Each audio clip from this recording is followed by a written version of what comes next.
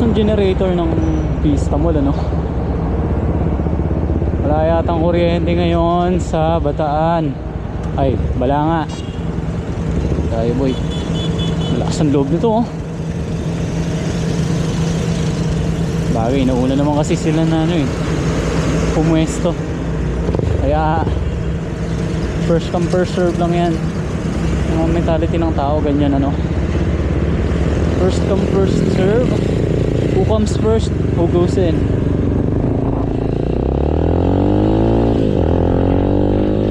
So ngayon may pupuntahan lang ako na pupunta ako ng Paris, France. Dito to yan. Makikita nyo kung bakit Paris, France. Para siyang sa France yung architecture nung pinilit gago, sige pinilit.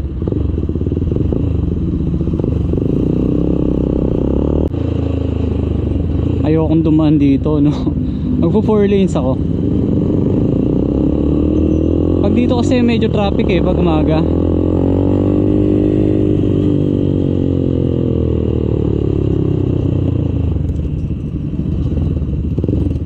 Kaya kung sakaling dito ako dadaan medyo traffic, masikip dyan eh. Kung pagpo 4 lanes ako, terminal, yan, okay doon. So ako lang, magpupunta lang naman kasi ako ngayon sa simbahan. Tingnan yung architecture nito, ang ganda rin, no? Yung hotel na yan, 4 lanes. Bukas na yung kabilat kanan, no? Ang ganda na ng daan dito sa 4 lanes, ha? Patag, no? Ang kinis na, pinalitan na nila. Konkreto to nung nakaraan eh. Yun kasi ano yun, sinasarado nila yung kabilang lane yan pag umaga. Lalo pag weekend, kasi may mga nagbabike dyan, tsaka nag-ano, jogging. Minsan kasi pag nagbabike ako dyan, di na ako pumupunta eh. Sarap magbike dito kasi presko yung hangin. So, malapit siya sa syudad, sa city, pero presko yung hangin. Tsaka daming mga establishment dyan na business dyan, yung mga cafe na pwede nyo, ayan o, kagaya nyo may nag-jogging.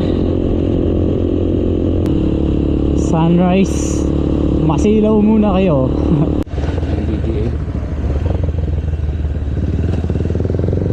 So dito wala namang naninita dito sa Bataan, at unless may nilabag kang batas, no.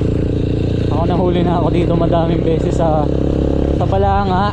Ang violation ko is yung no parking, tapos pinarkingan ko. Ayan, hindi kasi siya gaya ng Ang dami mong dating violation. Balanga na napakaluwang.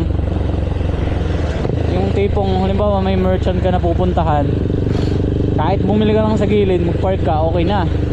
Eh ngayon kasi medyo, alam nyo yung crowded na, maigpit na yung gusto nila kasi ma-implement yung kaayusan, di ba? Yung flow ng traffic. Kapag naman kasi may mga nakaharang kung saan, tapos public road yan, traffic, abala ka nga naman. So ngayon sa may pupuntahan ko, sana pwede mag-park dun sa ano kasi bawal mag-park sa simbahan eh. Kaya mamaya tingnan natin saan tayo pwede magpa-park, no? Sarado pa tong SM. Anong oras nagbubukas to, guys?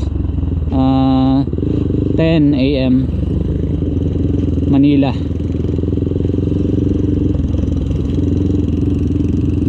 Terminal lang Balanga. So if ever nagko-commute kayo from another places, pupunta kayo Balanga, ito yung destination nyo dito. So wala namang pinagbago tong Bataan ng matagal na panahon na, no? Yung daan na to, ito pa rin, hindi naman na road wide. Yun at yun pa din, no? Marami pa rin tricycle. At yung ambience, medyo amoy kanal pa din. Sa part na to lang naman. Dito na yung sinasabi ko sa inyo na medyo parang France na yung vibe, Italy, no? Ano naman kasi, ayan, yung establishment nila medyo European yung design, ano. European bang matatawag yan? O puro mga olum kasi, no. So wala kang parkingan dito. No entrance. Okay, saan ako pwedeng mag-park na ito? Ang bala ko mag-park doon sa may ilalim ng Robinsons kasi yan, may-ari yan, Galleria of Victoria.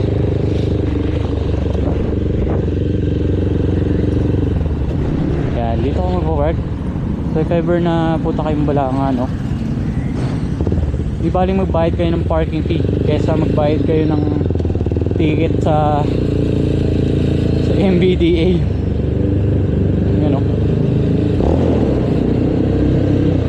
Narinig yung echo eh, no. Sarap bumomba-bomba eh.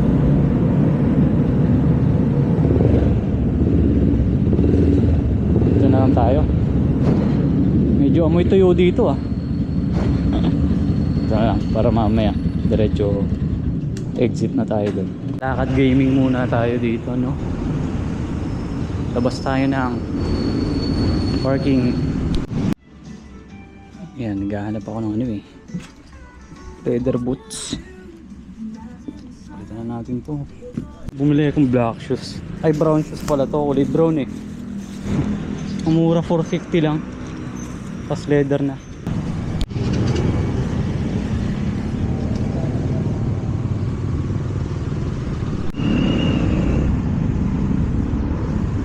Siyan pala to. Na ako.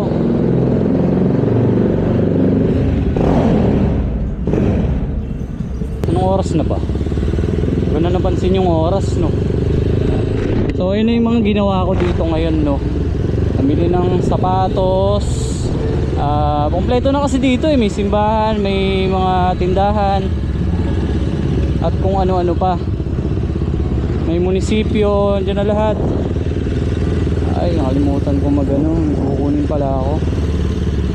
Pwede ba mag-U-turn dito? Magtatanong pala ako sa ano.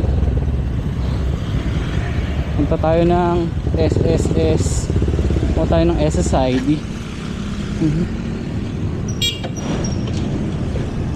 Matayon ako, gago. SSID yan. Talo ba? SSID. Lagi may nakatambay ng mga MBDA. Dito sila nangaharang eh. Pero madalang naman.